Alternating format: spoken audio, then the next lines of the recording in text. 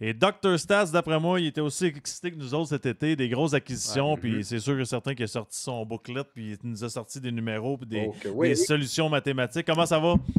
Ah, très bien, toi. Moi, je m'habitue avec les micros cette Attends une année. minute, parce que c'est pas les bloopers, c'est pas aujourd'hui. Ouais, mais c'est pas grave.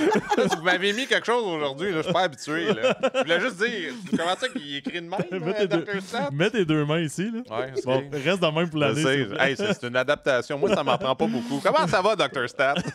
Premier show, déjà des bloopers. Pascal, ça n'a pas de bon sens. C'est mon rôle. C'est mon rôle. Excellent. Merci beaucoup de nous aider. Je suis un exceptionnel. Mais Guillaume, sérieusement, grosse acquisition Dobson. Puis j'ai hâte d'entendre parler un peu de lui là, en chiffres et tout ça, parce que je pense que ce ne sera pas juste une petite aide qu'il va apporter aux Canadiens. C'est une énorme acquisition, vraiment. Et je vais dire d'avance, j'ai un petit parti pris parce que les années que j'ai couvert le junior, c'était des grosses années de Noah Dobson avec le Titan et avec les Huskies. Les années où est-ce qu'il jouait des matchs au-dessus de 35 minutes à la finale de la Coupe du Président et à la Coupe Memorial. Donc, c'est une acquisition que j'aime beaucoup. Pour ceux qui le connaissent un petit peu moins, quelques faits sur Noah Dobson, c'est un grand défenseur de 6 pieds 4, pas nécessairement le plus gros poids, donc ce n'est pas nécessairement un défenseur qui va tasser tout le monde devant le filet. C'est un défenseur droitier, ce qui est très important. C'est un double champion de la Coupe Memorial avec 2 équipes différentes. Il y a juste 2 joueurs dans l'histoire de la LHJMQ qui ont gagné la Coupe Memorial 2 années de suite avec 2 différentes équipes. Il a aussi joué son hockey junior en Autriche avant de joindre la LHJMQ. Donc, il a fait vraiment un beau parcours. Et c'est en ce moment l'un des 7 défenseurs de la Ligue qui a au moins 4 saisons de suite de 10 buts. Donc, très prouvé offensivement. Moi, je pense qu'il peut apporter beaucoup de choses à l'équipe. Il y a un esprit de shot. Ouais. Bon, vraiment, moi aussi, je suis vraiment content quand j'ai vu cet échange-là. Ouais. Je pense pour moi, c'est une excellente acquisition pour le Canadien.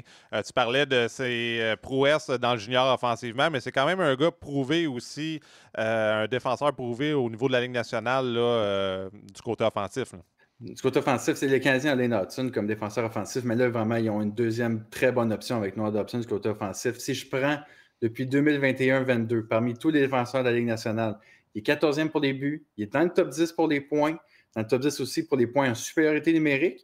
Ça, est-ce que ça va rester pareil vu qu'il va y avoir vraiment beaucoup de compétition pour la première vague en avantage numérique? Mais aussi, à égalité numérique, il fait très bien. Il est 14e pour les buts et les points à égalité numérique. Donc, c'est un joueur qui a une excellente relance et moi, je pense qu'il peut vraiment apporter un excellent aspect offensif. Et aussi, le Canadien était quand même chanceux avec les blessures l'année dernière. On ne sait jamais si Hudson se blesse la saison prochaine. Et là, c'est pas niaiserie. Non, mais commencement, là. Je vais être obligé de reprendre mon micro pour te le lancer. Là. Mais les très bonnes équipes, quand les joueurs vedettes se blessent, il faut peut-être des joueurs en dessous qui peuvent venir aider. Ouais. Et Noah Dobson peut faire du côté offensif. Oui, tu as raison. Puis écoute, toi, de ton côté, qu'est-ce que tu penses qui se passait? Est-ce que tu aurais des mots dans ta bouche? Là, tu commences très mal la saison, Maxime Lapierre. T'es vraiment là, désagréable. Je sais pas ce qui s'est passé. Moi, tes problèmes à la maison chez vous pendant l'été, là, je veux pas que tu les amènes ici. Ça paraît qu'on est encore l'été aussi. Non, mais attends une minute. Je sais que c'est le segment des statistiques, mais je vais juste répéter ce que tu viens de dire. Non, mets-les un peu plus creux dans ta bouche. Eh là là. Bon. Ah, c'est excellent. On peut être sérieux ici, là, s'il vous plaît? Oui. Parfait. Qu'est-ce qui se passait pas du côté des Islanders de New York? Il n'y avait pas une bonne connexion avec Patrick Roy? Hey, merci, ça va mieux. C'est parce que des fois, je ne veux pas dire que Noah Dobson, ça a été catastrophique avec Patrick Roy. Je ne sais pas que Patrick Roy ait la raison pourquoi Noah Dobson ne marchait pas, mais j'ai vraiment vu une différence dans les statistiques avant et après son arrivée à Patrick Roy. Si je regarde avant, le nombre de buts est pareil pour les 105 matchs avant Patrick et les 105 avec Patrick Roy. Il y avait beaucoup plus de points. C'est son différentiel pour moi qui fait la plus grande différence. Passer d'un plus 20 à un moins 20, c'est quand même très différent. Et pourtant, le temps de jeu est très similaire. Donc, est-ce que c'est la différence du style de jeu de Patrick Roy qui ne fitait pas avec Noah Dobson? Ça peut être une raison, mais je crois qu'un changement d'air, tu le voyais aussi dans ses réactions, dans les conférences de presse, tout ça, il a vraiment envie d'être ici. Il connaît beaucoup de jeunes joueurs qui sont ici. Moi, je pense que ça peut faire un énorme bien à lui pour sa carrière. Je pense aussi, si tu regardes son style de jeu, je pense pas que ça fitait avec les Highlanders. Non. Ici, je pense qu'avec Martin Saint-Louis, la relance, puis un peu d'une certaine liberté offensivement, puis créativité, je pense ça va être le fit parfait pour lui. Mais si tu es sur YouTube, tu regardes les highlights des buts des Canadiens cette année, combien de buts qu'on voit Goulet, Hudson, Matheson, s'avancer, même au début de la saison, Justin Barron, être en avant, être loin dans la zone offensive, ça fit. très, très bien le style de jeu de Noah Dobson. Ben oui, il va y avoir beaucoup plus de liberté dans le système à Martin Saint-Louis. Patrick, c'est plus hermétique, mais en même temps, tu n'as pas le choix. À New York, tu n'as pas d'équipe, tu n'as pas d'offensive. Il faut que tu gagnes vraiment autour de tes performances de ton gardien de but. Puis être solide défensivement. Il ne faut pas oublier aussi que Dobson a été blessé l'an passé. Là. Ouais. Ça, moi, je m'attends quand même à une bonne saison de sa part. Une autre grosse nouvelle, l'acquisition de Zachary Bolduc, un gars vraiment qui a eu beaucoup de succès chez nous, surtout avec les Remparts de Québec et l'Océanique de Rimouski. Ben, ça reste le seul joueur dans la JMQ dans les 15 dernières années avec 2 saisons de 50 buts, 90 points. Il faut quand même le faire. Ouais. Même tu as une saison là-dedans, c'est une saison de 110 points. C'est un champion de la Coupe Memorial avec Patrick Roy, justement, en 2023 avec les Remparts de Québec. Encore une fois, ce n'est pas nécessairement le joueur le plus grand, le plus gros, mais son talent de marqueur est vraiment là pour Zachary Bolduc. Et c'est encore une fois, c'est un autre ancien de la JMQ qui s'en vient avec les Canadiens de Montréal. Je ne pense pas que c'est un absolu pour Kent Hughes. Je ne pense pas que ça fait partie de sa décision, mais c'est un petit plus qu'un ancien de la GMQ, un Québécois, si ça mène avec les Canadiens. Ce que j'aime aussi, je pense l'année passée, en deuxième moitié de saison, ou après la confrontation des 4 nations, il a gagné en confiance dans la Ligue nationale de hockey, puis je trouve qu'il arrive avec cette confiance-là à Montréal aussi. Il arrive avec cette confiance-là. Je pense que c'était très bien qu'on a vanté Noah Dobson, Lane Hudson, après les 4 nations, comment il a levé son jeu d'un cran. Même affaire pour Zachary Bolduc. Cette pause-là, il a vraiment fait du bien. Si on regarde à travers toutes les recrues, il est premier pour les buts, il est 6e pour les points, 2e pour le différentiel. Le seul qui est meilleur que lui pour le différentiel, c'est Lane Hudson. Il est premier pour les buts en avantage numérique. Donc ça, si on veut lui donner du temps sur la première vague, on voit qu'il peut marquer son avantage numérique. Et tout ça en ayant un temps de jeu de 13 minutes par match. Donc vraiment, il était efficace. Dès qu'on avait des opportunités, il marquait. Donc, je comprends pourquoi que les Blues ont fait ce geste-là. Ils avaient besoin de jeunes défenseurs. Les Canadiens avaient besoin de jeunes attaquants. Je pense que ça a bien mixé entre les deux. Moi, je pense que les gens qui suivent le Canadien vont beaucoup l'aimer, Bolduc, parce que, tu sais, oui, tu vois, 13 buts après les 4 nations, mais c'est de la façon qu'il marque ses buts. Il a un excellent lancer. C'est un gars qui n'a pas peur d'aller devant le filet. Même si à 6 pieds, c'est pas le plus gros gabarit, mais c'est un gars qui joue avec beaucoup d'énergie. Même on l'a vu en série, des fois peut-être un petit peu trop, pris 1 ou 2 punitions qui ont fait mal aux Blues de Saint-Louis contre les Jets de Winnipeg, mais je trouve j'aime mieux avoir un genre de joueur comme ça à Montréal qu'il faut que tu le ralentisses un peu, qu'à chaque soir, il faut que tu essaies de le craquer et de dire ah ouais, vas-y mon chum, là, faudrait t'en donner plus. Moi, je trouve que c'est ça qui est le fun avec Bolduc. Je pense que c'est quelqu'un qu'on va beaucoup apprécier. Surtout toi, Maxime, t'aimes les gars qui sont agressifs, qui se présentent à chaque soir. Oui, mais je pense que tout le monde aime ça. Là. C'est juste que moi, je capote là-dessus. Mais on va en parler plus tard au courant de la journée. Là. Mais puis je ne vendrai pas le punch tout de suite, mais moi, je pense qu'il va sérieusement menacer certains rôles dans l'organisation. Puis il y a des gars qui ne devraient pas arriver puis penser que moi, je vais être sur le premier powerplay ou moi, je vais être sur le premier trio, deuxième trio. Je pense que lui est capable de voler une place. Il est capable de surprendre. Et lui peut arriver immédiatement. Par exemple, ça ne marche pas le premier avantage numérique pendant 10 matchs. Martin Saint-Louis, il donne une chance pour un avantage numérique. Lui, il va dire OK, là, c'est ma chance, puis je vais la prendre. C'est un marqueur de but, là. C'est ça, exact. Puis je pense qu'il n'excelle pas juste là-dedans. Il est capable d'exceller dans d'autres choses. Il y a le côté physique, mais il y a d'autres aspects de son jeu qui sont quand même extraordinaires.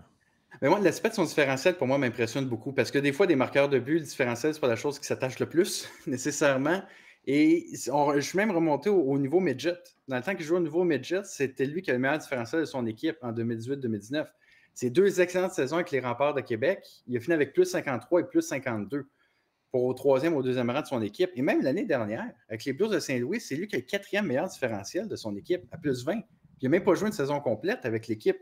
Donc pour moi, ça, c'est des affaires qui en tant que tel, c'est un énorme plus pour un marqueur, en plus que c'est pas lui qui va faire les mauvais jeux en défensive. C'est pas lui qui va finir avec moins 29. Exemple, comme un Kirby Dach. Je vais faire une comparaison avec un Kirby Dach où est-ce qu'il a de la misère à marquer par certains moments et il finit le match moins 3. Donc ça l'aide pas ton équipe. Tandis que même quand tu ne marques pas, mais tu finis plus 1, ça prouve que tu as quand même aidé dans d'autres aspects du jeu. Oui, puis non, moi 100%. Moi, je pense que c'est un gars qui est capable de jouer des deux bords de la patinoire aussi. C'est un autre bonus, surtout dans ce que Martin Saint-Louis essaie d'amener là, comme identité d'équipe. Qu'est-ce que tu envoies comme message là, à l'intérieur du vestiaire? C'est important, attends une minute, excuse-moi de couper, mais c'est important de jouer des deux bords de la patinoire parce que tu alternes entre chaque période. Maxime Lapierre, je sais pas. Ça paraît-tu que j'avais hâte de le voir? On dit non, ça paraît pas beaucoup. On dirait que tu viens de m'appeler Maxime Lapierre comme ma mère. Maxime Lapierre, c'est assez, là. Oh, wow. J'avais hâte, désolé. Moi, j'avais hâte que tu me maltraites comme ça devant les gens. Je me suis ennuyé tout l'été pour ça. Pour la deuxième fois aujourd'hui, est-ce qu'on peut être sérieux, Maxime? C'est quoi, j'ai du fun. Non. Ouais. Ah non, moi aussi, je suis bonne content. affaire. Ouais, c'est content. Bon, on vient parler des deux gars. Depuis qu'on est allé magasiner ensemble pour des t-shirts noirs, je trouve que... Hey, on a fait quand même une bonne affaire. Là, c'était pas cher. C'est quoi? C'est vrai, on dirait qu'on est nouveau comme squad. on est comme une équipe de lutte. Ouais, on est comme 2 lutteurs. Ouais. C'est bon. Je savais pas que je faisais un podcast. Je te laisse la dernière Ouais, question pour ce aujourd'hui. segment-là. Est-ce que tu vas m'interrompre encore? Ou, Non, c'est fini. Non, t'es sûr, là? OK. Bon. On a parlé de Bolduc, on a parlé de Dobson, mais Ken Hughes n'avait pas fini. On a été chercher 2 anciens gars de la Ligue de hockey junior majeur du Québec aussi. En plus de 2 autres, vraiment, ça a été une tendance pour lui cet été. C'est Joe Veleno et Sammy Blais. Pour ce qui est de Joe Veleno, oui, il n'y a pas vraiment... Les attentes pour lui quand il est arrivé au junior avec son statut exceptionnel, il n'a pas vraiment respecté ce statut-là au courant de sa carrière, mais ça reste que ça fait 4 saisons qu'il est à temps plein dans la Ligue. 34 buts, quand même, dans ces 4 saisons-là, pour un gars qui est projeté pour être un joueur de 4e trio avec les Canadiens cette saison. Et ça reste un champion de la GMQ. Il a quand même gagné la médaille d'or au mondial junior, la médaille d'or au mondial senior. Je vais même rajouter la médaille d'or au Linka Gretzky, le tournoi qu'on a souvent à l'automne. Donc, ça reste un gars qui a gagné des titres au courant de sa carrière. Pas nécessairement en étant le joueur de premier trio, que c'est lui qui menait l'équipe, mais il a quand même gagné ses médailles et ces titres-là. Et même affaire pour Samuel Blais. C'est un champion de la Coupe Stanley et il vient de gagner la Coupe Calder l'année dernière. Donc, encore une fois, 2 champions. Ça ne sera pas nécessairement des joueurs qui vont jouer dans les 3 premiers trios. C'est probablement des joueurs au maximum qui vont jouer au 4e trio cette saison avec les Canadiens. Mais je préfère avoir des joueurs comme ça champions que d'essayer avec ceux qui se souviennent, exemple, c'est pas des remplisseurs de chandail. C'est ça. Ils ne sont pas là juste pour être dans un chandail au camp d'entraînement. Ces gars-là, s'ils décident d'arriver puis de décider qu'ils font l'équipe puis de se prendre, je veux pas dire se prendre en main parce que c'est des gars qui font tout pour avoir une belle carrière, ils sont capables eux aussi de voler un spot. Ça, c'est sûr certain. Ben, c'est des joueurs de la Ligue nationale. On parle c'est une longue saison, là, de l'adversité, des défis. Il va en avoir des blessures. Là. Puis c'est comme quand tu as une équipe, justement, enfin, cette année, on a de la profondeur. On est capable de chercher une certaine constance malgré les blessures. Des fois, tantôt, tu parlais des gars qui ont des passes un peu plus difficiles. Tu sais, un gars comme Veleno, s'il n'y a pas que dans ce slot, il est capable de la mettre dedans. Samuel Blais aussi, oui, a été ralenti un peu par les blessures, mais c'est des gars qui sont capables offensivement de contribuer à leur façon. Puis ça, enfin, on a ça. On n'a pas comme un... Tu sais, j'ai rien contre Pezzetta, mais ces gars-là, c'est des upgrades comparés à peut-être notre 4e trio là, de certains joueurs dans les dernières années. Une belle profondeur. Aussi, un Luka Condotta, absolument rien contre lui, mais comparé à ce qu'on rappelle un Luka Condotta, je préfère avoir un Veleno, un Samuel. Oui, tu as des vrais joueurs actifs de la Ligue nationale. Dr. Stats, on va se revoir plusieurs fois au courant de la journée, puis on se voit très, très bien. Je m'excuse du comportement de Maxime. Non, ça va s'améliorer. Puis j'imagine que sur une séquence de 14 heures, ça va vraiment s'améliorer à 8e heure, mettons. On va être plus mature. L'important, c'est d'aller vers le haut. On est comme des diesels, nous autres. On commence tranquillement et on s'améliore d'heure en heure. À tantôt. Allez. Tantôt. Dr. Stats, tantôt, on a parlé un peu de l'attaque du Canadien. Là, la défensive, je pense qu'elle va être importante cette année. Puis je trouve que pour la première fois, il y a une certaine compétition à l'interne avec les Dobson, Hudson. On a du talent. Carrier est arrivé l'année passée. On a Goulet qui a son rôle. On a Matheson, même s'il y a eu des critiques l'an passé, on trouve qu'il est très, très bon, qu'il patine bien, qu'il fit le profil de la nouvelle Ligue nationale de hockey. Fait que je veux t'entendre un peu sa défensive. On est loin de ce qu'on a vu dans les dernières années. Tantôt, je parlais dans les attaquants comment on est arrivé de loin, qu'on n'avait plus les Mike Hoffman, les Camillus. Les défenseurs, c'est la même chose. Tu as une expression, là, si tu m'aimes pas quand je suis à mon plus bas, tu ne me mérites pas quand je suis à mon plus haut. Là. Je crois que l'exemple défenseur, c'est le meilleur exemple. C'est un lover, ça. C'est beau. Non, mais dans le temps des fêtes... comme un frisson. Des fois, il faut y aller deep là, dans les expressions. Je trouve que tu l'échappes. Là, on est en train de commencer à se creuser un petit trou. Là. C'est normalement là qu'on se dit retour au sujet. Mais dans le temps des fêtes, en 2021, le Canadien a aligné Clay, Kulak, Niku, Romanov, Savard et Schooneman. Et celui qui était sur la galerie de presse, c'était Belpedio. Donc, après ça, là, tu t'en vas plusieurs années plus tard, à peu près. Hey, ça fait 3-4 fois aujourd'hui, je suis désolé, là, puis ça, c'est ma faute. Là. Ces joueurs-là, je ne les connais pas, je n'ai jamais entendu leur nom. C'est quoi son petit nom, là, encore? Belpedio. Non, mais tu sais, le gars, il a quand même joué Ligue Non, nationale, mais en même temps, c'est qui, lui? Non, mais là, non, quand tu compares à... Non, mais ça, c'est une blague! En passant, on ne parle pas de Frank Sinatra en ce moment. Donc là, si on continue, en 2025, ce qu'on pense qui va être les 7 défenseurs dans l'organisation pour commencer la saison, Carrier, Dobson, Goulet, Hudson, Matheson, on leur poste, selon moi, c'est fait, ces 5-là. Après ça, qui va être en Struble et Jacky, le 6e défenseur, ça, c'était déterminé. Oh, ça va brasser, bon. Ça va vraiment brasser. Ben, les deux, ils ont quand même des bons points, chacun de leur bord, mais tu vois vraiment... Tu sais, tu parlais de Matheson. Matheson, ça se peut qu'il commence sur la 3e paire. D'avoir ce luxe-là, d'avoir des défenseurs comme ça qui commencent sur la 3e paire, c'est absolument fantastique pour les Canadiens. Oui, vraiment. C'est le fun. On parlait de l'offensive, c'est tellement excitant. Avec aussi défensivement, là, on commence à avoir un peu de viande là, sur l'os. Sur la glace, mais aussi monnaie d'échange. À un moment donné, plus que des défenseurs, c'est dur à trouver puis ça vaut cher en crime. Bon, on l'a vu tout de suite avec Logan Mailloux, Zach Bolduc. Quand tu commences à voir, ça donne des options à Ken Hughes. On a parlé beaucoup des arrivées tantôt, mais on n'a pas on a survolé les départs. Un gros départ, naturellement, c'est David Savard qui a pris sa retraite. Il amenait beaucoup de leadership. Que ça a l'air, mais je pense qu'il y a quand même, avec les joueurs qu'on a, on a quand même un certain bon niveau de leadership, là, surtout à la défense. Ben, c'est des gars qui ont déjà eu ces rôles-là avant. Matheson est depuis 2 ans assistant capitaine avec l'organisation. Donc ça, c'est déjà quelque chose. Mais il a aussi été capitaine au niveau collégial et dans le Midget 3. Dobson a été capitaine dans la LHMQ. Même chose sur Goulet du côté de la WHL, il a été capitaine. Il a même été capitaine d'équipe Canada Junior l'année où est-ce que ça a dû être annulé à cause de la COVID. Mais ça a quand même été nommé capitaine de l'équipe. Donc, tu vois qu'il y a un certain leadership. Ça ne veut pas dire qu'ils vont remplacer à 100% David Savard. Il y a une clip qui est sortie récemment de l'émission de la reconstruction où est-ce que tu l'as vu au tableau blanc, comment il expliquait comment que les autres devaient jouer en désavantage numérique. Il y a un leadership très précis, David Savard, mais je pense que par comité, tu as plusieurs défenseurs dans cette brigade-là qui peuvent aider à le remplacer. Ça va créer un trou, c'est sûr, certain, parce que Savard, il est important. Là. On en a discuté aussi avec Patrice Brisebois. Je pense qu'il vient de le dire. Savard, c'est des joueurs qui sont importants puis on ne le voit pas nécessairement. Par contre, il y a des jeunes qui rentrent, il y a du talent qui rentre, puis il y a des gars qui aiment jouer des minutes. Va-t-il avoir assez de minutes pour tout le monde? Ben, ça, c'est une excellente question parce qu'il y a plusieurs défenseurs avec les Canadiens en ce moment qui aiment ça, jouer des gros matchs avec beaucoup de minutes. Matheson a déjà presque 200 matchs de 24 minutes et plus en Ligue nationale, presque une soixantaine de 27 minutes et plus. Dobson aussi, c'est un défenseur qui a eu des habitudes de jouer des 24, 25, 26, 27 minutes. Même Hudson, l'année dernière, à sa saison recrue, plus d'une vingtaine de matchs de 24 minutes. Donc, ça fait ces minutes-là vont aller où? Parce que Carrier, soit Struble ou Jacky aussi, c'est des défenseurs qui aiment jouer leurs 15, 16, 20 minutes par match. Donc, je pense que ça, c'est un luxe pour les Canadiens parce que c'est pas comme il y a quelques saisons où est-ce que c'est toujours Matheson qui jouait les matchs de 24, 25 minutes.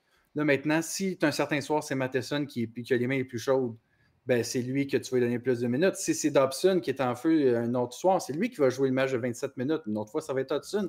Donc, ça, je trouve que c'est plus un luxe, mais ça reste que tu as quand même ces 4 défenseurs-là, Goulet aussi, qui joue aussi beaucoup de minutes. Comment que Martin Saint-Louis va répartir tout ça pour que tout le monde soit quand même heureux au bout de la ligne. Ouais. Là, je t'emmène de l'autre côté, là, avec les gars qui jouent le moins de minutes. On a Jacky, naturellement. L'argument, c'est son gabarit, il est physique, de la façon qu'il joue la game, tout le temps en compétition avec Struble. C'est quoi l'argument pour Struble? Je crois que l'argument pour Struble, c'est sa relation qu'il a commencé à avoir avec Lane Hudson. Parce que moi, je pense que Matheson Carrier, ça va rester une paire de défenseurs. Dobson avec Goulet, ça me semble logique pour commencer la saison. Et Hudson avec Struble, ils m'ont quand même impressionné quand ils ont été ensemble la saison dernière avec les Canadiens. Ils ont quand même joué plus de 300 minutes ensemble la saison dernière. C'est quand même beaucoup. Et quand ils étaient sur la patinoire, le Canadien marquait 62% des buts. Ça, parmi toutes les paires qui ont joué autant de minutes, c'est 14e. C'est quand même excellent. Les fameux expected goals, les buts attendus, ils ont été 5e parmi ces paires de défenseurs-là à travers la Ligue l'année dernière et 10e pour les chances de marquer. Donc, si on regarde les chiffres, quand ils étaient sur la patinoire, la rondelle était de l'autre côté. C'est les Canadiens qui avaient des chances. Moi, je pense que Struble peut être un excellent complément à Lane Hudson. Puis ça, t'en as eu beaucoup dans l'histoire de la Ligue. Même présentement, si je regarde avec les Blue Jackets de Columbus, Werenski, c'est pas une vedette qui joue à ses côtés. Chabot, pendant plusieurs saisons, c'était pas une vedette. C'est Méthode qui était là au début pour l'aider. Carlson aussi, c'était Méthode, désolé. Donc, ça ne veut pas dire nécessairement le temps, ça a été Dumoulin. Dumoulin, ce n'est pas l'un des plus grands défenseurs de l'histoire de la Ligue nationale, mais des fois, il faut plus ce style de défenseur-là pour aller avec un défenseur plus offensif. Oui, tu parles d'offensive. Lane Hutson, on le sait, là, après la Coupe des 4 Nations, la confrontation des 4 Nations, il a été très, très performant offensivement. Je pense aussi que c'est amélioré défensivement, à moins que je me trompe. Il s'est amélioré défensivement, puis ça, je vais amener ce point-là parce que je comprends que tu as plusieurs partisans qui ont été déçus, qui n'ont pas été invités au camp de l'équipe américaine pour les prochains Jeux olympiques. Et évidemment, la plupart des messages qu'on a vus sur les médias sociaux des fans des autres équipes, c'est il est absolument exécrable en défensive. C'est pas vrai, ça. Et ça, moi, je pense que c'est totalement faux. Ils font juste penser au différentiel en général. Avant la 4 Nations, son différentiel de moins 20, 4e P parmi les défenseurs de la Ligue nationale, c'était pas nécessairement sexy, mais vu que c'est un défenseur qui se porte souvent l'attaque et qui essaye des jeux, ça vient un peu avec. Mais après les 4 Nations, c'est le défenseur dans la Ligue nationale qui a le meilleur différentiel dans la Ligue. Donc, selon moi, ça prouve une amélioration défensive. Et ceux qui vont amener l'aspect qu'il a fini dans le top 20 pour les revirements l'année dernière chez les défenseurs, qui d'autres qui étaient dans le top 20? Des Victor Hedman, des Kel McCarr. Est-ce qu'on les considère absolument exécrables défensivement? C'est normal, ils ont tout le temps en rondelle. Moi, je pense à un moment donné, tu vas l'échapper. Et Lane Hutson, là aussi, souvent. Mais Hutson, par contre, il a fini dans le top 5 de la Ligue l'année dernière pour les revirements provoqués. Mais ça, c'est très peu parlé. Oui, mais tu sais, on parle pas, on parle juste des mauvais coups parce que c'est plus dramatique. C'est sûr, si tu perds la rondelle et une chance de marquer, ça va paraître beaucoup plus que si tu fais juste une belle petite passe du revers puis ça donne une belle sortie de zone puis que c'est anodin. C'est ça le problème. Ouais. C'est un peu ça avec Matheson aussi. Matheson, il fait plein de bonnes affaires. Il fait une erreur, une grosse erreur. On parle juste de l'erreur pendant 2 semaines. C'est pas de même le hockey.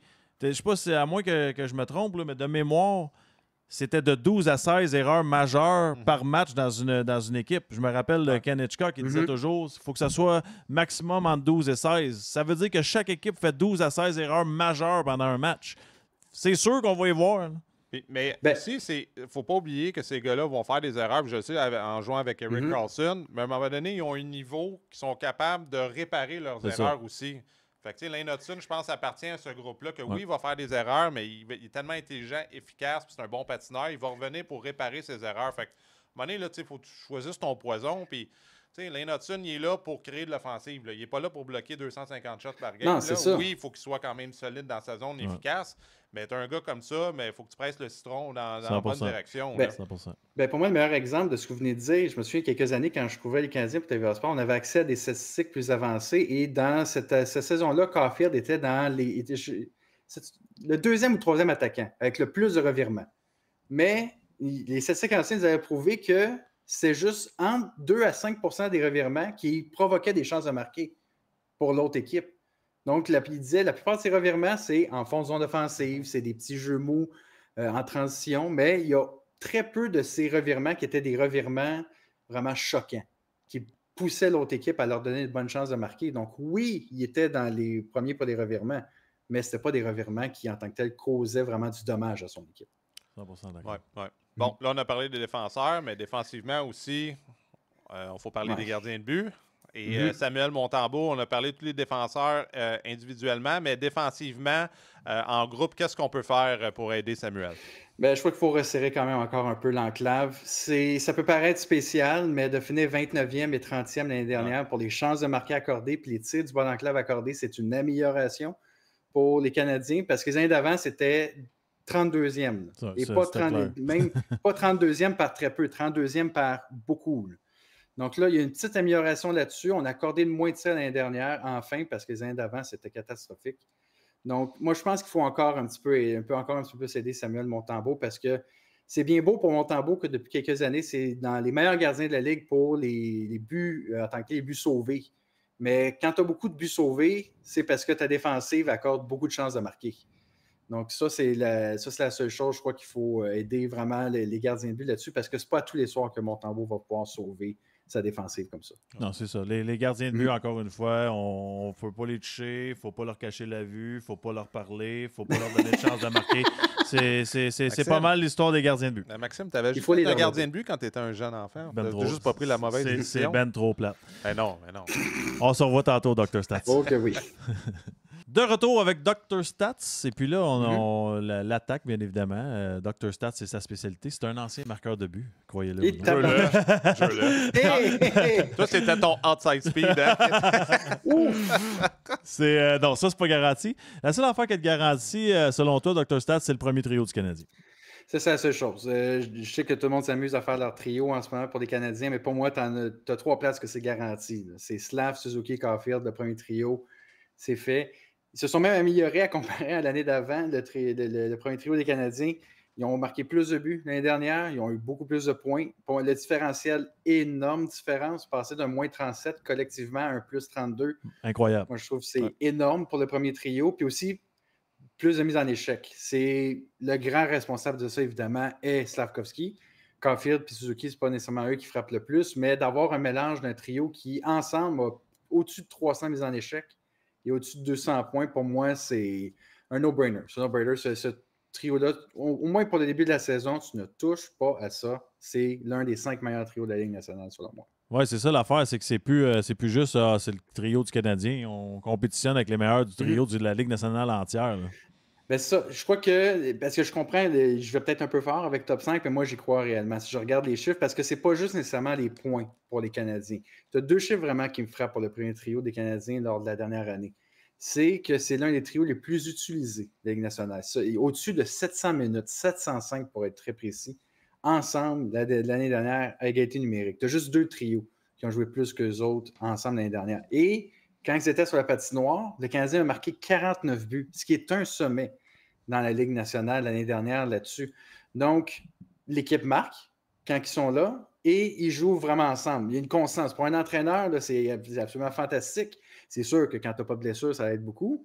Mais d'avoir l'aspect qu'on sait que ces 3 gars-là vont tout le temps bien marcher ensemble. Et juste donner une idée, l'un des 2 trios qui ont joué plus qu'eux l'année dernière, c'est un trio des Ducks qui, dans la deuxième catégorie, ils ne sont même pas dans le top 25 dans le classement, pas plus de buts quand ils sont sur la patinoire. Donc, ça ne veut pas dire nécessairement que tu joues beaucoup ensemble, que tu marques beaucoup de buts. Bon, ça, c'est réglé, je pense. Oui, il est fâché, il ne veut plus détruire. Ça va être plate cette année. Là. OK, parfait. Bon, il n'y a pas de changement. Guillaume, tu es en train de me dire qu'on va savoir le line-up pour les 82 prochaines games. Ben, je l'ai en arrière de moi, là, mais je préfère pas le dire. Fait que ça, OK. Ça, bonne chose de fait, c'est réglé. Maintenant, le reste du Canadien, est-ce que on a plus de questions, naturellement, mais je pense pas que c'est pas négatif, là. Non, c'est aucunement négatif. À comparer aux dernières années, je me souviens d'une année, on se demandait à quel trio allait jouer Mike Hoffman. Ouais. On s'entend dessus que les temps ont changé en motadine pour les Canadiens de Montréal. Jordan Will a déjà été notre premier centre. Jordan Will, ah non, vraiment. Sérieusement, je ne sais même pas c'est qui. C'était notre premier centre à un moment donné. Quand toi, tu jouais? Non, quand Mike Terrien était là à la fin, il me semble. Ah non, t'avais une discussion, c'est quand Jordan Will puis Nick Cousins qui devaient jouer sur 2 avantages numériques à un moment donné. Incroyable, les Canadiens. Je ne sais même pas c'est qui. Les mecs, si je vous dis Cam Ellis, ça vous dit rien? Parfait, tant mieux, parce que l'équipe qui a le plus joué dans les dernières années, c'est Lyon, mais il a joué pour les Canadiens de Montréal. Donc là, tout change maintenant pour les Canadiens. Exact. Voici les autres. Tu peux maintenant acheter ton billet de saison. Non, mais sérieux, c'est le fun parce que j'apprends tous les jours avec vous. Hein. C'est sûr que tu en as plusieurs là-dedans dans la liste qui ont leur poste. Anderson, Gallagher, Bolduc, Dak, Demidov, Evans. Tu as aussi des becs qui peuvent peut-être un peu surprendre. Joshua Roy qui a l'air d'essayer de beaucoup t'entraîner cet été, qui réalise que c'est peut-être l'une de ses dernières chances. Même tu as un Florent Jacquet qui peut amener un côté plus physique dans l'équipe, tout ça. Mais d'avoir 14 attaquants comme ça disponibles pour tous les autres postes à l'extérieur du premier trio, moi, je pense que c'est absolument fantastique. Puis aussi, question de talent, je vais vous montrer un autre tableau où est-ce que la plupart de ces joueurs, c'est des choix de premier tour dans cette liste-là. Dans les 14 attaquants qui vont possiblement commencer la saison avec les Canadiens, tu en as 9 que c'est des anciens choix de premier tour. Oui, tu as peut-être un Dak qui ne respecte pas nécessairement son rang de repêchage, 3e au total, mais il y a un talent qui vient avec. Donc, tu en as 9. C'est Bolduc, c'est Caulfield, c'est Dak, Demidov, Laine, Newhook, Slavkovski, Suzuki et Veleno. Ça, des anciens choix de premier tour dans la Ligue nationale. Donc, moi, ça prouve qu'il y a vraiment beaucoup de talent à l'attaque en ce moment avec les Canadiens. Justement, là, tu sais... oui, vas-y. On commence à voir ça beaucoup, je trouve, dans l'ADN du Canadien. Puis ça semble être un principe qu'on veut respecter. C'est choix de première ronde ou quelqu'un qui a remporté un championnat, peu importe le niveau de jeu, que ce soit junior, Ligue américaine. On dirait qu'on est collé là-dessus. Puis il a raison aussi. Tu n'es pas première ronde pour rien. Il y a quelque chose que tu as fait qui était parfait. Tu es sorti en première ronde dans la Ligue nationale de hockey. Là, qu'est-ce qui n'a pas fonctionné? On s'entend que c'est ce qui est à l'extérieur, que ce soit ton entraînement, ta confiance, la confiance d'un entraîneur. C'est juste d'espérer que ce talent-là revienne sous les ordres de Martin Saint-Louis. Mais surtout dans la Ligue maintenant, de la façon que la game est jouée, c'est de la rapidité, c'est des habiletés naturelles. C'est mieux tout le temps de prendre une chance à talent égal sur un gars qui est talentueux et qui l'a déjà fait par le passé, qu'espérer qu'un gars qui se transforme. Peut-être. C'est pas un projet. Ouais. Non, exact. Un projet. Il espère que ça soit un peu comme les Panthers. Je ne sais pas que ça va être comme les Panthers, mais d'aller chercher un Reinhardt, un Sam Bennett, qui sont des anciens choix de premier tour dans d'autres équipes, qui est Kachuk, c'en a un autre. C'est 3 anciens choix de premier tour qui n'ont pas nécessairement très bien marché avec leur équipe, qui sont avec les Panthers, puis ça a très bien marché. Puis là, on regarde tout ça, là, je regarde, c'est quand même intéressant, puis on voit qu'on peut espérer une évolution aussi avec certains joueurs. Est-ce que tu rêvais peut-être d'avoir 5-6 joueurs peut-être qui marquent 20 buts cette année? Moi, je pense que c'est une possibilité. Le 15e l'année dernière, on a quand même eu 4 marqueurs de 20 buts avec l'équipe. Caulfield, Suzuki, Gallagher et Laine. Slav est arrivé très proche avec 18.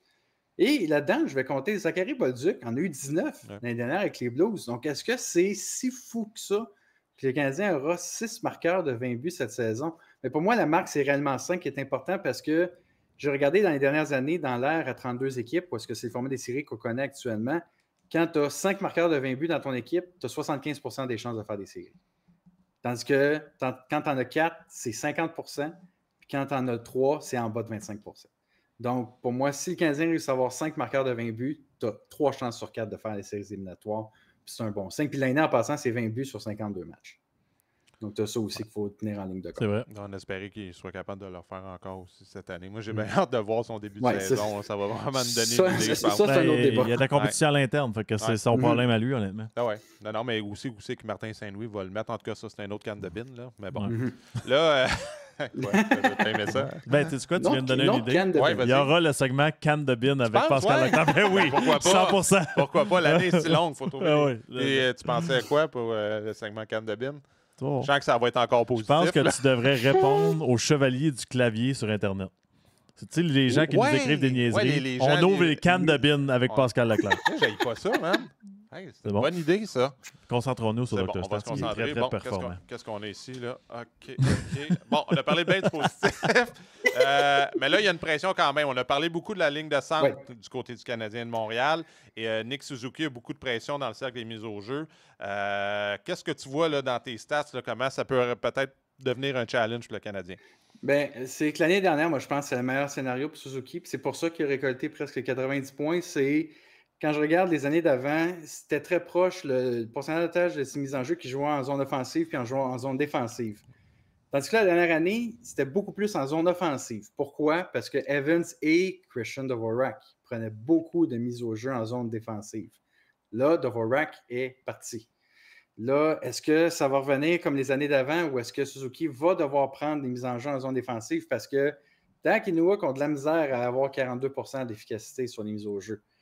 Donc là, ça va être un litige pour Martin Saint-Louis parce que ton premier trio, tu préfères qu'ils commencent le jeu dans zone offensive. Tu ne veux pas les faire commencer en zone défensive pour le début de leur séquence à l'attaque. On a vu Bolduc tout l'été pratiquer des mises en jeu. Fait que j'ai hâte de voir ce que ça va donner comme résultat. On ne sait jamais. Puis prendre des mises en jeu, c'est important qu'il faut que les gens comprennent. Ça ne veut pas dire jouer au centre. Là. J'ai joué souvent, mettons, moi, un chiffre à l'aile, puis juste pour prendre la mise en jeu puis changer, là, ça arrive. Là, c'est une autre stratégie, c'est à part, c'est séparé. Tu parles des mises en jeu. Je pense qu'il va falloir aussi remplacer Armia et Dvorak qui venaient avec des défauts, mais il reste qu'ils faisaient tout un travail en désavantage numérique. T'as ça. Puis là, ça, c'est l'autre problème pour Suzuki, le désavantage numérique.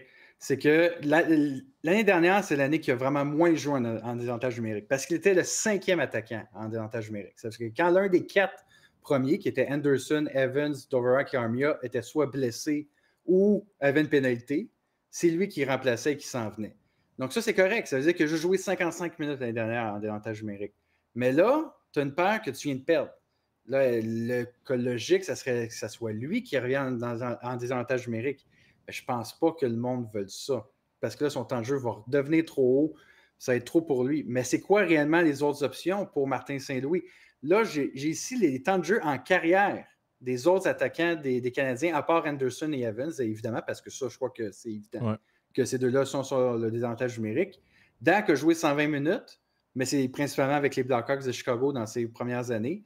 Gallagher, 40 minutes, mais ça, c'est en 14 saisons dans la Ligue nationale. Hey, 14 saisons, 40 minutes. OK, ça va bien. C'est Newhook, 13 minutes. Lainé, 5 minutes dans toute sa carrière. Ouais, mais c'est 5 bonnes minutes, par exemple. Ouais, 5 maudites bonnes minutes. Puis tous les autres joueurs, je les ai pas là parce que c'est en bas de 2 minutes, tous les autres joueurs. C'est sûr que pour Demidov et Bolduc, ils ont été des recrues, donc ils n'ont pas eu la chance réellement de jouer beaucoup de minutes. Mais je crois que c'est une excellente question. C'est qui tu mets en désavantage numérique? Est-ce que ça va être ceux qui ne seront pas dans l'avantage numérique qui vont y être? Ça va être Newhook, le deuxième centre du désavantage numérique? Ça va être Dak? Moi, je pense que c'est une bonne question. Ou est-ce que c'est là que Veleno va avoir son utilité pour l'équipe? Moi, je vais te le dire tout de suite. Mon opinion, c'est que ça va être le deuxième centre qu'on va aller chercher. Je crois sincèrement qu'on va aller en chercher un. Puis normalement, ça doit être un gars qui est capable d'accomplir ces tâches-là. Ça ne veut pas dire que Suzuki n'en fera pas aussi. Il y a une tendance dans la Ligue. Tu as vu Edmonton, McDavid, Draisaitl joue sur le désavantage numérique des fois. Marner le fait. Jack Eichel le fait aussi à Vegas. Les bons joueurs, maintenant, on dirait les équipes essaient de prendre une chance des fois de créer une certaine offensive si tu prends la possession de la rondelle. Mais aussi, Suzuki, on en a parlé souvent. Hein, c'est qu'il commence à jouer trop, des fois, ça peut affecter offensivement. Par contre, cette année, il y a la possibilité de donner de la glace à d'autres talents. Ouais, en fin de match, tu peux plus juste te fier sur Suzuki pour aller marquer un but si tu perds. En power play, si ça ne marche pas, à cette heure-là, je m'excuse, mais ils sont capables de regarder en arrière et de dire le deuxième va faire le travail. À soir, je suis désolé, va t'asseoir. Tu n'as pas le choix. À comparer à l'année dernière, il ne va pas jouer. À la fin de l'année, il jouait les deux vagues, Suzuki. Il ne le fera pas cette année. Il y a beaucoup trop de talent sur mon attaque pour que tu te sentes obligé de mettre Suzuki sur les deux vagues. Là, on vient-tu de faire un segment au complet sur l'offensive du Canadien sans parler de Demidov? Oui, mais c'est parce que lui, c'est acquis. C'est sûr qu'il est là. Non, mais je sais. Mais... C'est sûr qu'il est bon. On n'a même plus besoin d'en parler. Tu penses? Non, on va en parler tantôt. À tantôt, Dr. Stats. Je vais vous laisser pour ça. Salut. Et de retour avec Dr. Stats, sur une note un petit peu plus triste. Là, on n'a pas vraiment le choix de parler de Ken Dryden. Ça fait quelques années, là, ça commence à être triste un petit peu. On perd, pas un petit peu, c'est très, très triste. On perd beaucoup de nos anciens Canadiens. Ceux qui ont ouvert le chemin, qui ont créé le sentiment d'appartenance pour le logo. C'est des joueurs qui ont été importants sur la patinoire, mais aussi dans la communauté. C'est des gens qui ont été très, très près de leurs partisans. Puis je trouve tellement ça triste. Ken Dryden, il a marqué l'histoire du Canadien. Non, il a marqué l'histoire du Canadien. C'est fou comment, quand tu t'en vas au Centre Bell maintenant, que tu regardes des chandails qui sont retirés en haut, t'en as combien que ces joueurs-là maintenant sont plus avec nous. C'est absolument fou. Tu vois comment que les temps changent vraiment avec l'organisation. Oui, puis tu sais, on va parler du gardien, c'est sûr et certain, mais il était plus que juste le gardien, justement. Ah non, avant vraiment de parler de ses exploits de hockey, c'est beaucoup plus qu'un simple excellent gardien dans la Ligue nationale. Tu sais, déjà, juste ses exploits, on parle des médias. Il a été commentateur lors du match Miracle on Ice aux Jeux olympiques, où est-ce que l'équipe américaine a gagné. Aussi, au niveau politique, il a été ministre du développement social pendant quelques années. Il a été élu pendant 7 ans pour le Parti libéral. Même, moi, c'est... L'aspect qu'il a quitté la Ligue nationale pendant 1 an parce qu'il n'était pas content de son contrat, puis il a dit maintenant les joueurs, là, ça, je vais aller faire le party, je vais être sur mon sofa, je vais relaxer. Lui, il a dit non, savez-vous quoi, je vais aller chercher un diplôme en droit, je vais devenir avocat. C'est incroyable. Il a décidé de le faire. L'Université McGill, l'une des meilleures universités au monde. Puis aussi, il a été un excellent auteur. Son livre de game a été reconnu en 2002 par Sports Illustrated comme l'un des 10 meilleurs livres dans l'histoire du sport. Donc, vraiment, là, c'est un homme qui avait multiples talents. C'est vraiment bon. Je t'encourage vraiment, en tout cas, tous ceux qui ne l'ont pas lu, là, le monde qui aime la game, là, c'est vraiment, là, on a un clin d'œil à l'intérieur du vestiaire du Canadien. Les histoires, c'est très bien écrit. Puis on dirait, même des fois, en tant qu'ancien joueur, tu lis quelque chose sur le hockey, tu dis, oui, peut-être non. Mais venant d'un gars de son talent, de sa trempe, qui a eu le succès, c'est extrêmement intéressant. En tout cas, moi, je le conseille à tout le monde. Mais tu sais, Guillaume, je t'écoute parler, puis ça m'a toujours intrigué. Si on dirait que tu penses à Jean Béliveau, tu penses à Ken Dryden, tu penses à tous les anciens joueurs du Canadien, on dirait toujours qu'il y avait... C'était pas juste des joueurs de hockey, c'était une façon de vivre. Il était excellent on dirait qu'il était excellent dans tout. Tu parles à ces anciens joueurs-là, puis on dirait qu'ils tu te sens comme si tu fais partie de sa famille. Ils ont ce côté magicien-là de tout le monde en entour d'eux ont l'impression de les connaître, puis que ça ne te dérange pas d'être assis avec 5 heures puis parler. Ça m'a toujours impressionné. Ouais. Ben, tu vois, c'est beaucoup plus M. Béliveau, c'est M. Dryden. J'ai déjà rencontré M. Cournoyer. Pour moi, c'est M. Cournoyer, c'est pas Yvan. Tandis que des anciens joueurs des Canadiens, je dirais plus des années 2000-2010, c'est plus Sakou, Max, Guillaume. Tu vois, juste ça, C'est une énorme différence. Ben oui, 100%. Je suis 100% d'accord.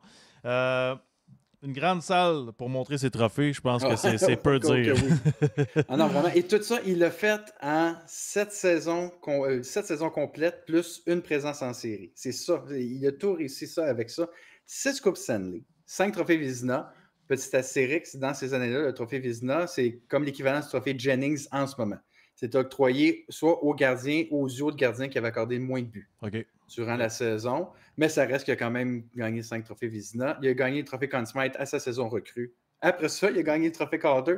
C'est juste l'aspect de gagner Conn Smythe avant le Calder. C'est incroyable. Ça, on verra jamais ça. Non, c'est incroyable. Jamais.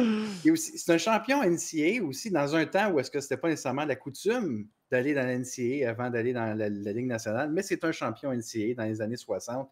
C'est un membre de la Temple de la renommée, puis c'est aussi un champion de la série du siècle. Vraiment, il a tout. Il a vraiment tout fait pour une carrière qui a été de 1970 à 1979. Là, on a vu, tu nous as tout décrit ses accomplissements. Comment on met ça, la carrière maintenant de Ken Dryden en chiffres? Ça a l'air de quoi? Oui, parce que c'est un peu spécial parce que vu que la carrière est quand même courte, donc j'ai dû changer quelques chiffres. J'ai dû trafiquer quelques chiffres, mais pas vraiment montrer la carrière. Parce qu'à place de juste prendre les victoires en soi, j'ai pris le pourcentage de victoires. Donc, il a gagné 65% de ses matchs dans sa carrière. Et ça, c'est dans un temps où est-ce qu'il y avait des matchs nuls.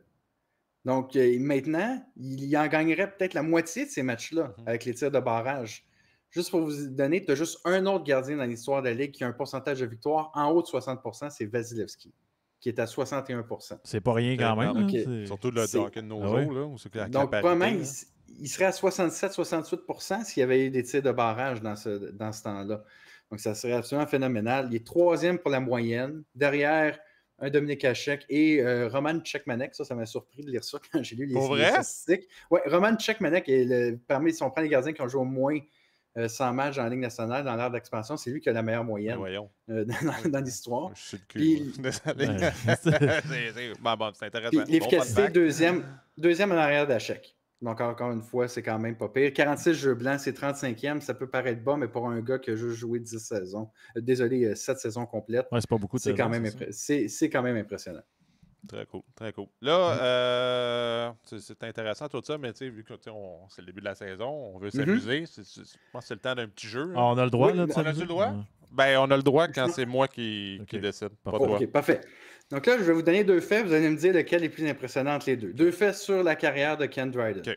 Donc, pour commencer, les 2 faits, c'est quoi qui est plus impressionnant? Le fait qu'il a gagné 3 Coupes Stanley consécutives en ayant une moyenne en bas de 2 en série, ou que 4 saisons différentes, il a mené l'ALNH pour les victoires, 4 saisons, il a mené pour les jeux blancs, 4 saisons, il a mené pour la moyenne. Ça, c'est le seul gardien qui a fait ça dans l'ère moderne avec Jacques. C'est une réponse facile pour moi, c'est les 3 coupes. Là. Les buts comptent dans cette ère de hockey-là où ça scorait des buts. Ouais. Sérieux, tu me niaises ou quoi? Là? Ben, c'est sûr qu'il y avait la dynastie du Canadien devant lui, mais en même temps, tu dis, faut que tu joues ces matchs-là, puis il faut que tu performes quand même. Il faut que tu fasses des arrêts, puis c'était tellement condensé avec les 6. Il y avait 6 équipes à l'époque, si je me trompe pas. Non, mais Ken, c'est dans l'ère où est-ce qu'il y avait beaucoup plus d'équipes. C'est pas dans l'ère des Original Six. Donc, c'est ça qui est encore plus impressionnant. Là. Il y avait. Ken Dryden a joué dans un temps où est-ce qu'il y avait. Ah, ben, je sais. Tu peux bien être un Blue Jacket de Columbus. Ben oui, mais là, moi, j'ai pas grandi. Là, Ken Dryden. Ben, j'ai pas lu mon livre du Canadien de Montréal. T'as dit que t'avais lu son livre, par exemple. J'ai lu The Game. Il parle pas juste du Canadien, il parle de toute l'expérience. C'est pas comme la biographie de Ken Dryden, là. Non, mais puis dans le temps de Ken Dryden, c'était 3 rondes de série dans le temps de Ken Dryden. Donc, c'est quand même impressionnant de le faire. Ben, moi aussi, c'est les Coupes Stanley. Une chose que tu remarques, là, c'est ce gars-là. Ben, on va en parler tantôt dans le prochain segment, là, mais je voulais y toucher un peu, mais je trouve qu'il y a beaucoup de légendes que leur carrière a été trop petite. Mais on va en parler tantôt. On va en parler tantôt parce que là, j'en ai un autre. Ça, c'est le premier. Là, j'en ai un pareil. C'est quoi qui est le plus impressionnant entre les 2 prochains faits de Ken Dryden? Est-ce que c'est qu'en sommet de sa carrière, en l'espace de 60 matchs à domicile, il y a une fiche de 52-8, ou qu'il est deuxième dans l'histoire moderne du hockey avec un jeu blanc à chaque 8,6 matchs dans sa carrière? On va demander au gardien pour celle-là. Ben moi, le 52 et 8, là, c'est quand tu arrives au forum, t'en perds pas bien les games. Là. Moi, je trouve ça vraiment impressionnant. C'est toute une stats. Là. Ouais, c'est malade. Pour moi, c'est... Pour moi, imagine l'autre équipe, il arrive, ah super, Ken Dryden, ils ont joué à Montréal, c'est lui dans le net, mais on a... Par contre, je connais du monde qui sont Puis dans ton monde à toi, c'est juste 5 autres équipes. Ouais, je m'avoue que c'était pas ma meilleure, ça. Par contre, ce qui est pas pire, c'est que je connais de la parenté qui était là pour les 2 défaites. Là. Donc ça, eux autres, ils n'ont pas vraiment grandement aimé ça. T'es sérieux? Pour les rares défaites des Canadiens ces années-là. Ça, c'est l'année absolument fantastique des Canadiens. Ah oui. Et qu'au-dessus de 60 victoires, c'est absolument incroyable. Non, c'est quand même fou. On va revenir, là, j'en ai parlé un peu trop vite, mais il y a beaucoup de légendes dans la Ligue nationale de hockey qui ont eu des statistiques comme qu'on voit qui sont miraculeuses, là, on s'entend. Mais ils ont eu des petites carrières, pas des petites carrières, des grandes carrières, mais ça a été d'une durée un petit peu trop court. J'ai fait comme un alignement partant de ça serait quoi. C'est ceux qui ont eu des carrières trop courtes dans la Ligue nationale. Cam Neely n'a pas joué dans sa trentaine. Il y a quand même plusieurs saisons de 50 buts. Dans la Ligue nationale. Mario Lemieux, malheureusement, avec les maladies, avec les blessures, il y a beaucoup de points, il y a quand même presque 1000 matchs, mais imaginez Mario avec la longueur de la carrière de Wayne Gretzky, de Jaromir Jagr, comment il serait proche du record de Gretzky. Mike Bossy, bien évidemment, les blessures l'ont vraiment contré parce que c'est 9 saisons de suite, 50 buts. Je ne me suis pas imaginé comment que ça serait quoi ces statistiques finales à la fin. Bobby Orr est le premier nom qui m'est venu en tête quand j'ai pensé à ça. Avec sa toute carrière. Et l'autre défenseur que j'ai en tête, c'est Vladimir Konstantinov, qui est un Russe qui est arrivé, qui a comme montré que les Russes, ce n'est pas juste des joueurs qui jouent en finesse. Il a joué très, très physique. Malheureusement, il y a eu un accident qui l'a poussé à arrêter sa carrière. Et pour moi, le gardien partant de cette équipe-là de carrière trop courte, c'est Ken Dryden. C'est seul que lui, vraiment, c'est pas les blessures. Là. C'est vraiment lui qui a décidé, c'est terminé. Mais ça reste quand même que 7 saisons complètes dans la Ligue nationale, c'est une carrière courte pour quelqu'un qui a des chiffres vraiment aussi impressionnants que Ken Dryden. Merci beaucoup, Dr. Stats. On se voit dans pas long. Oh oui. Guillaume, on a parlé de plusieurs sujets, mais il y en a un qui est toujours important pour nous, c'est nos Québécois dans la Ligue nationale de hockey. Tu nous as sorti 15 Québécois à surveiller cette année, puis j'espère que c'est pas juste 15, parce que c'est pas beaucoup, là. Non, il y en a plus que 15, bien évidemment. Sauf un, j'ai exclu les Québécois des Canadiens parce qu'on va en parler en long et en large pendant encore les prochains mois. Donc, je suis allé ailleurs dans la Ligue nationale. Les 3 premiers qui m'intéressent, c'est quand même des gros noms qui ont changé d'adresse cet été. Le premier, c'est Frédéric Gaudreau, qui est passé du Minnesota à Seattle. En ce moment, Daily Faceoff, ils disent qu'il va être le 4e centre de l'équipe. Il y a eu 18 buts la saison dernière. Je ne pense pas qu'il va être le 4e centre de l'équipe. Je pense qu'il va avoir un rôle un peu plus avancé avec le Kraken. Jonathan Drouin, où est-ce qu'il a signé un contrat avec les Islanders de New York, qui va rejoindre Patrick Roy. C'est quand même un joueur qui a eu 93 points en 122 matchs lors des 2 dernières années avec l'Avalanche.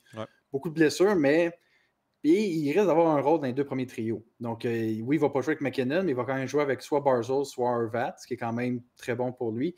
Et l'autre, c'est Nicolas Roy, qui est impliqué dans la transaction de Mitch Marner vers Vegas, qui lui va avoir le rôle de 3e centre à Toronto, un rôle qui n'arrête pas de changer d'année après année, mais c'est lui qui va avoir le rôle de 3e centre avec les Maple Leafs. Lequel entre les 3 vous intrigue le plus cette année? Ben moi, je trouve qu'il y en a un qui est sous-estimé, c'est justement Roy à Toronto. Roy, c'est un très, très bon joueur de hockey, puis il amène du hockey de série. Fait que, oui, on perd Marner, mais si on est capable de compenser pour ses points, ses buts, l'avantage numérique, Roy, c'est une très, très belle acquisition pour moi. Ouais, puis c'est exactement le joueur, c'est plate pour le Canadien, mais parce qu'on les aime pas, les Maple Leafs, mais c'est exactement le type de joueur que les Maple Leafs, que Toronto a besoin pour peut-être passer à un autre niveau. Donc, fait que, ouais, moi aussi, ce serait Nicolas Roy. Là. Mais, tu sais, Jonathan Drouin aussi, tu sais, l'histoire, il a joué avec le Canadien, puis, il y a une relation avec Patrick Roy aussi à l'époque. Alors, écoute, moi, je pense que c'est le fun de suivre tout le monde.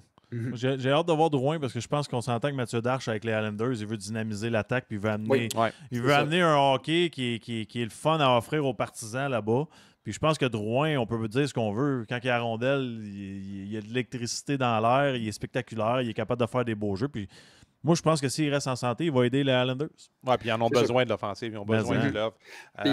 Donc, pour aider, ils ont décidé d'échanger leur meilleur défenseur offensif. C'est ça, exactement. On va pour être encore plus plate. Mais non, c'est pas vrai. Je garantis que Mathieu Darche va virer cette équipe-là à une équipe gagnante. Non, ça, je fais confiance. On parle, il y a aussi d'autres joueurs, naturellement, qui vont avoir des belles opportunités, peut-être à cause des changements d'adresse également. Eux autres, c'est des joueurs qui ont eu des plus petits rôles l'année dernière, mais je suis vraiment intrigué sur l'opportunité qu'ils vont avoir avec leurs nouvelles équipes. Un, c'est Jérémy Lauzon, qui a quand même presque 1000 mises en échec depuis 2021. C'est dans le top 10 de la Ligue nationale. Et je crois que Vegas, c'est l'équipe pour lui, réellement. C'est leur style de jeu et tout ça. Je pense qu'il va bien fitter avec les Golden Knights. Celui qui m'intrigue vraiment, c'est Anthony Mantha. Depuis 2 saisons, en 87 matchs, donc c'est presque l'équivalent d'une saison complète, il y a quand même 51 points. Et il risque de jouer avec soit Crosby ou soit Malkin, où il y aura l'opportunité de jouer avec l'un des deux en début de saison. Donc ça, je crois que ça m'intrigue beaucoup. Et l'autre, c'est Jacob Pelletier, qui devrait commencer comme 14e, 15e attaquant avec le Lightning, mais c'est une excellente organisation et je pense que c'est le genre de talent où est-ce que si tu lui donnes un bon coaching, comme John Cooper, peut vraiment lever son jeu d'un cran. Ça reste un choix de premier tour dans la Ligue nationale. Oui, on en parlait tantôt, les choix de premier tour, il y a quelque chose. C'est juste de se retrouver dans le monde de la Ligue nationale de hockey. C'est aussi simple que ça. Je vais te lire ici, parce que tu nous envoies toujours des points. Montembeault est le dernier des Mohicans. Que veux-tu dire? Oui. C'est beau, ça. C'est malheureux de dire ça, mais ça s'enligne vraiment pour que ce soit le seul gardien québécois dans la Ligue nationale dans ce début de saison, Samuel Montembeault. Celui qui peut peut-être changer ça, c'est Levi avec les Sabres de Buffalo, mais considérant qu'ils viennent de signer Alex Lyon pour 2 ans, 1,5 million, un contrat, un volet, moi je pense que c'est Lyon qui va être le deuxième gardien de but après Lou Konen. Donc Montembeault va être le seul gardien québécois et ça me désole tellement à regarder ça après toutes les grandes légendes qui ont passé du Québec, les Jacques Plante, les Patrick Roy, les Martin Brodeur, les Pascal Leclerc. Moi, je pense que réellement, c'est... Non, mais t'as raison. Moi aussi, ça me fait capoter. Moi, j'ai grandi dans cette génération-là, à chaque année, on dirait qu'on avait un gardien de but québécois sélectionné en première ronde. Quand tu arrivais dans la Ligue nationale, on dirait que pratiquement chaque équipe, s'il n'y avait pas un gardien de but, pas juste un gardien de but, mais un gardien de but d'impact, un gardien de but québécois partant, il y avait du monde à la messe. Là. Puis moi aussi, je trouve ça désolant. On a des bons athlètes, on a des bons kits devant le filet. Il faut juste trouver une façon un peu là, dans le développement de repartir la machine. Mais bon, au moins, la bonne nouvelle, c'est que Samuel il est avec le Canadien de Montréal. On peut le voir souvent, on peut le voir sur une base régulière. Et c'est un joueur extrêmement important pour l'équipe. Ce n'est pas un second violon. Là. Non, c'est ça. Donc, au moins, il reste, mais c'est le dernier qui reste. Oui, non, c'est triste. Pierre-Luc Dubois, Washington, l'an passé, toute une saison. Cette année, on s'attend à quoi de son côté?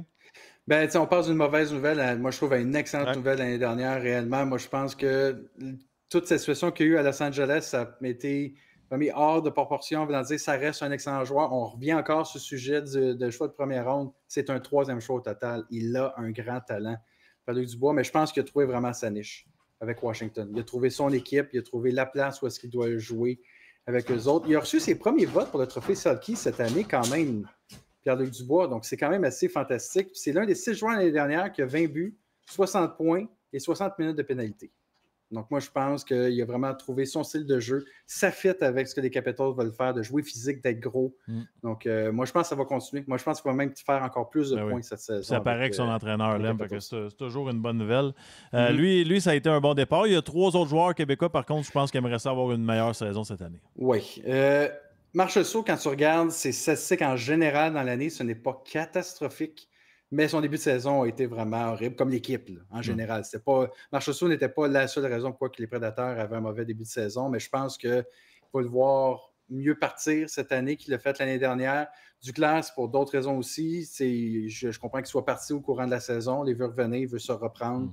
Puis tout ça avec les Islanders. Ça reste quand même un joueur qui a 4 saisons de 20 buts dans la Ligue nationale. Il peut faire une différence quand on parle que Mathieu Darche veut amener de l'attaque avec les Islanders. Il était déjà là, mais je pense que Duclair peut aider les Islanders à avoir un peu plus d'attaque. Et l'autre, c'est Lafrenière qui a eu une baisse de régime. Puis ce qui me déçoit avec ça, c'est qu'il y a une baisse de régime en restant avec les mêmes partners. Il joue encore avec Prochek et avec Panarin. C'est pas qu'il joue avec des gars de 3e trio. Il joue avec 2 gars très talentueux.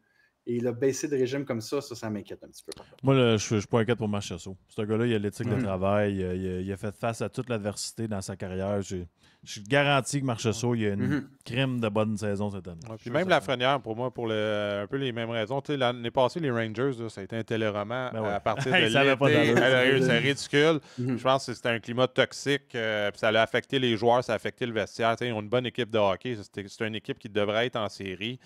Alexis Lafrenière, c'était leur meilleur joueur en série il y a 2 ans. Là. C'est vrai. Il était à une série d'aller en finale de la Coupe Stanley. Pour moi, je ne suis pas vraiment inquiet. Moi, je m'attends qu'il va rebondir cette année.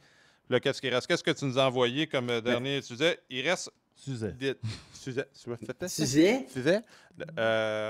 Des belles histoires pour 4 vétérans québécois. Oui, 4 vétérans québécois que je pense qu'il faut porter un petit peu d'attention cette année. Tu as David Perron, qui, moi, je pense, a eu des bonnes séries, une bonne série l'année dernière contre les Maple Leafs. Puis, selon moi, il faut voir regarder qu'est-ce qu'il va faire avec un club d'Ottawa qui est là. Et comme les Canadiens, là, on a fait les séries, c'est beau, c'est fantastique. Là, maintenant, il faut les refaire une autre fois. Puis, il faut même encore s'améliorer. Puis, je pense qu'un vétéran comme David Perron peut aider cette situation-là avec les Sénateurs. Chris Letang qui va commencer une 20e saison avec Malkin et Crosby. Ces 3 joueurs-là vont avoir joué 20 saisons ensemble.